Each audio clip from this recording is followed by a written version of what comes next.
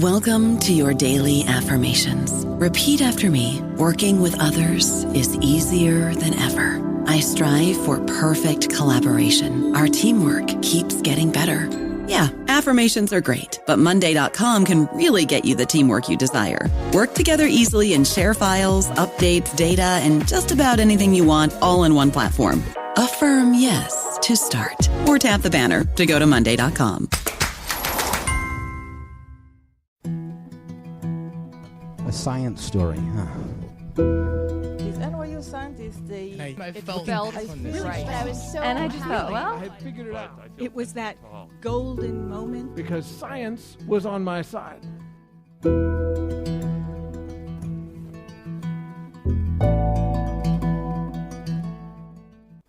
Hey guys, welcome to the Story Collider, where we bring you true stories of how science has affected people's lives. It's me, Erin Barker, one more time before Ben Lilly's glorious return next week. This week we have a story from Chris Roussi. The story was recorded June 21st, 2012 at Live in Ann Arbor, Michigan. So in 2006, I was working on a project funded by the Defense Advanced Research Projects Agency, otherwise known as DARPA. Now, DARPA will not fund hard projects. That would be too easy. They fund what they call DARPA hard projects, which to any ordinary human would be considered impossible or magical.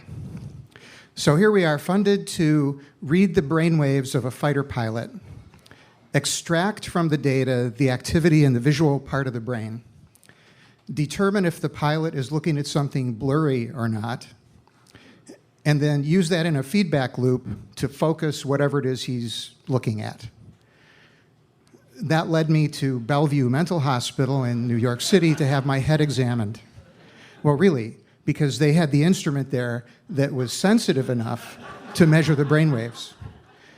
It was a helmet covered with superconducting quantum interference devices, which are magical in their sensitivity and precision. And, of course, it's got the word quantum in it, which really makes it special. Brian? First off, I have to back off here and tell you that I consider myself to be a rational person. I'm a big fan of clear, concise explanations. I don't believe in angels. I don't believe in fairies. And after working on this data for several months and dealing with the guy on the project at Bellevue, I was having trouble telling the difference between the technology and the magic. And I needed a break. And luckily, we were planning a vacation. Now, let me tell you about vacations, how we choose where to go. I hate crowds. Well, not you, but crowds in general. And I like to go places that are kind of off the beaten path.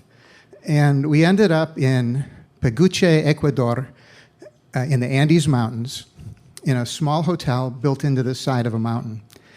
It was built in the style of the Incas, and probably by the descendants of the Incas, and run by a man named Marcos Lema. Now, Marcos was this ruggedly handsome indigenous man, long black hair and a ponytail, but well-educated in the States, spoke 4 languages fluently.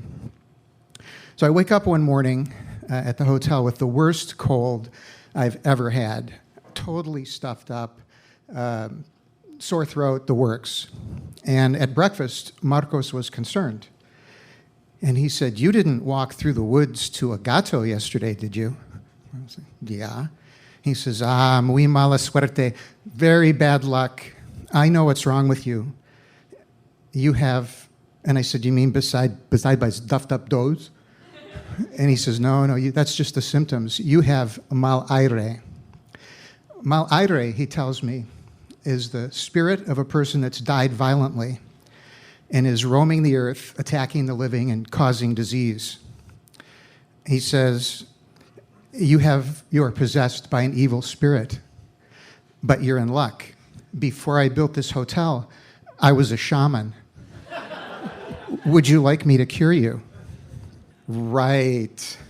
Okay, here I am, an engineer, scientist, and here's this educated man spouting the worst kind of fuzzy thinking, superstitious, claptrap.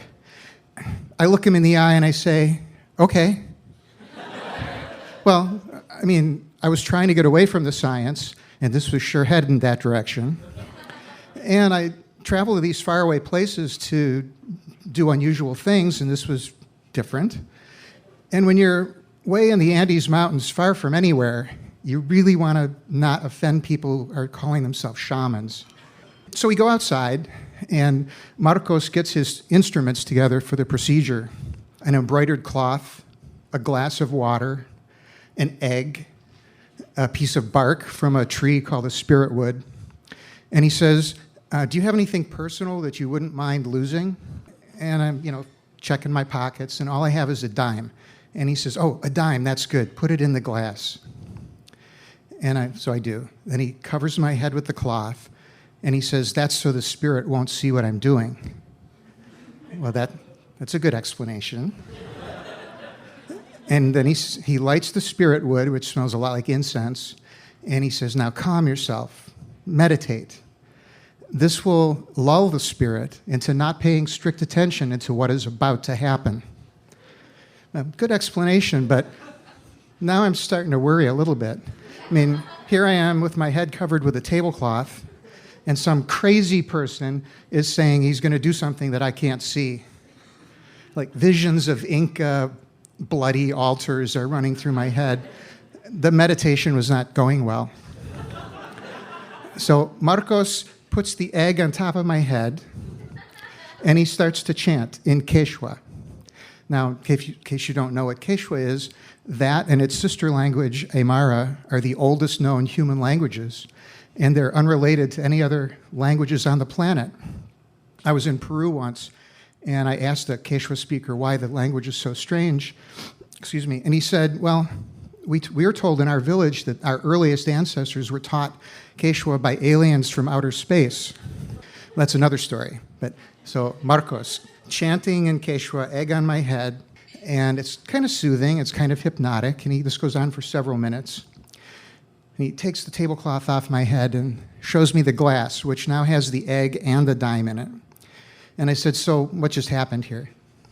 And he says, well, I've coaxed the demon into the egg, but it still thinks it's in your head because it's in something round filled with goo. And it's touching the dime, which was recently in contact with you, so it thinks it's still with you. And it's under the water, so it can't really sense the world as well, and it will stay in the egg. Now, this makes a certain amount of strange, irrational sense to me, because, think about it. If you believe in disembodied spirits, and that they can be manipulated, and that they can inhabit an egg, and that personal contact imbues objects with your aura, well then this is a perfectly logical and consistent worldview. So I said, well, are we done? And he says, well, no. And then he does what I think shamans everywhere are taught to do. He refers me to a specialist. In the next village is a shaman who's an herbal expert, and although I don't have evil spirits anymore, I have a hell of a cold. So we go to the next shaman, and he picks an armload of herbs, and he shows me how to make tea. So we go back to the hotel, big production in the kitchen, taking a big pot of tea and rendering it down to 1 cup, and then I drink it and go to bed. Now, I'm a big fan of better living through chemistry, and most modern medicines are made from plants, so I'm not really too concerned. Wrong. I wake up in the middle of the night, drenched in sweat, heart rate 190 plus, pulse thready, and I'm thinking, poisoned. Now, here I am in the middle of the Andes, and the only help is the shaman that got me into this pickle. So panic might have been appropriate, but most of you don't know me very well. And my fully panicked state and my fully calm ground state are really close together. But I was worried. And then I started to cough. And I coughed up, well, let's just say it was a really productive cough. And in between hacking fits, I had time to reflect just how great an idea it was taking a witch's brew in the middle of the Andes Mountains. So I finally get to sleep. I wake up in the morning exhausted, and I stumble out of bed. The only thought on my mind is to take this glass and fling it into the woods as far as I can, which Marco said was the end of the ritual. And I go outside and I wing it out there, and I take a deep breath, and I feel fine. No stuffed up head, no sore throat, never felt better. I'm cured. I'm amazed and not a little disturbed. I mean, I'm a skeptic. I'm a firm non-believer in the supernatural. What the hell just happened here? Was it the exorcism? Was it the herbal, natural, industrial strength expectorant from hell? Was it the placebo effect? I don't know. I've thought about it since then. Something happened. It was physical or metaphysical or both or neither.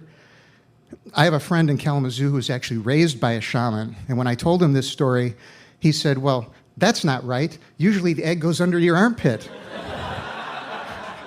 But other than that, he saw nothing unusual in this story. Unfortunately, that's not my worldview. A famous science fiction author, Arthur C. Clarke, once said that any sufficiently advanced technology is indistinguishable from magic. That's Clarke's third law. And the mind-reading computer program that DARPA had me writing certainly was looking more and more normal to me. But if Clarke had grown up the descendants of Incas in Marcos's world, he might have come up with a different saying, that any sufficiently advanced magic is indistinguishable from technology. Thank you.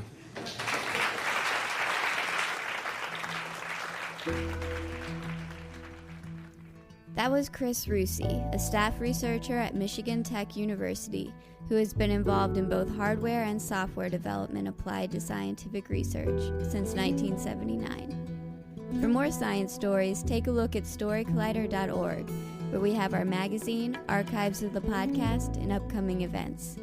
The Story Collider is produced by me, Ben Lilly, and Brian Wecht. The podcast is produced by Audrey Quinn. The theme music is by Ghost.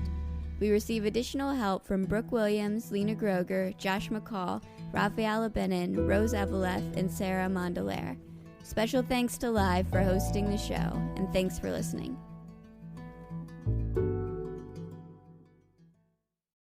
Be warned that once you pick up a refreshingly cold drink from McDonald's and people see just how refreshingly cold that drink from McDonald's is, you may create drink envy. Because there are drinks. Then there are drinks from McDonald's. For a morning brew that really creates a stir, get any size iced coffee, including caramel and French vanilla, for just 99 cents before 11 a.m. Price and participation may vary, cannot be combined with any other offer or combo meal. Ba-da-ba-ba-ba.